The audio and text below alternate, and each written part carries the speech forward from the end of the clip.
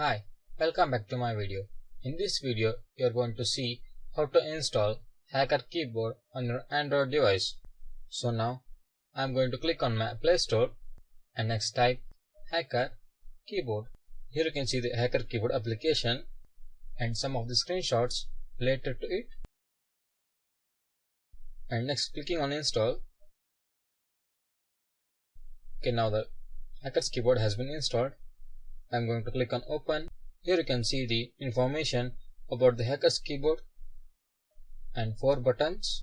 Now I am going to click on enable keyboard. It shows that available virtual keyboard. I am going to select Hacker's Keyboard and pressing OK.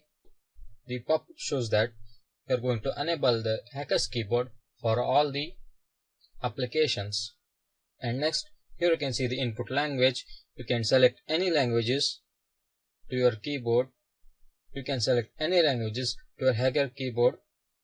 And next, clicking on setting up input method. Now, here you can see the another pop-up, that is change keyboard. You can select Gboard or English and English language or Hacker's Keyboard. And next, clicking on get dictionaries. You can see so many dictionaries, French, Germany and many more.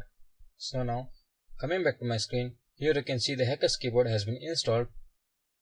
And next, I am going to open up my Termux. And now, I am going to change my keyboard into Hacker's Keyboard. Now, here you can see the Hacker's Keyboard, which consists of Control, Escape, Alt, Enter button, functions keys, and it is similar to the keyboard which is present on your desktop. And next, I am going to click on function. Here you can see all the functions keys from F1 to F12, and also home and page up, page down, insert, delete, and the 4 arrow keys. So that's all in this video. Thank you.